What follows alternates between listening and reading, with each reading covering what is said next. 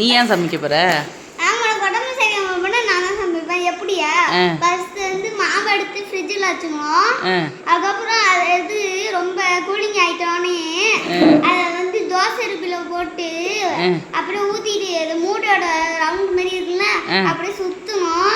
அதுக்கப்புறம் நெய் தோசை வேணும்னா அப்படி நெய்யை ஊற்றி எண்ணெயை அடிச்சிடணும். அதுக்கப்புறம் வெந்துட்டோன்னே அப்படியே சுருட்டி வச்சிடணும் பிளேட்டில். அதுக்கப்புறம் சட்னி வறுத்து எனக்கு பிடிச்ச உரம்பு சட்னி எப்படி செய்யறதா? அது வந்து ஃபர்ஸ்ட் வெங்காயம் கட் பண்ணிக்கணும், தக்காளி கட் பண்ணிக்கணும், அதுக்கப்புறம் வேப்பலை கட் பண்ணிக்கணும், கடுகு எடுத்துக்கணும். வேப்பலையோ? அதுக்கப்புறம் மிக்ஸியில போட்டு வேப்பலை போடுவாங்களாம்மா சட்னியில்? என்ன இலை? இருமா, என்ன இலை? வேப்பலை. கீரை இல்லையா? நீ சமைப்பியாடி? சரி நீ சொல்லு. வேப்பல்ல இல்லைப்பா, கருவேப்பிலை.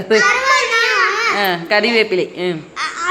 அதுக்கப்புறம் தக்காளியும் வெங்காயம் போட்டு மிக்ஸியில போட்டு அரைச்சதுக்கப்புறம் கொஞ்ச நேரம் தண்ணி ஊற்றி திரும்பி அரைக்கணும்.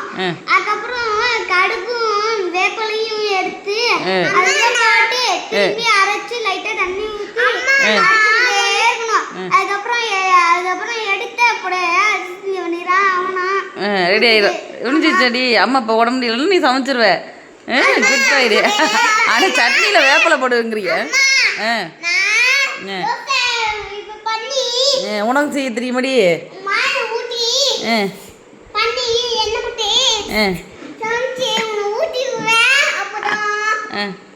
சட்னி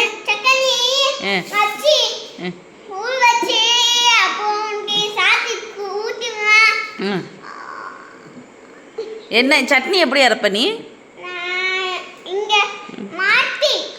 சட்னி என்னென்ன போடுவேன்?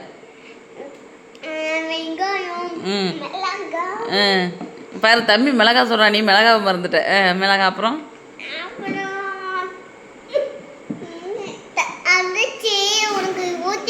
எனக்கு ஊட்டி விடுவேடியே தங்கம்.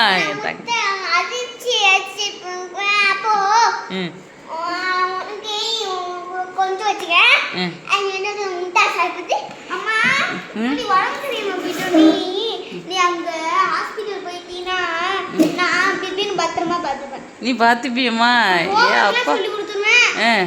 ஹோம்ஒர்க் இல்லைன்னா அப்படியே இப்போதான் அவ்வளோ அடி அடிச்சுக்கிறீங்களா ரெண்டு பேரும் சண்டை போட்டு? சரி.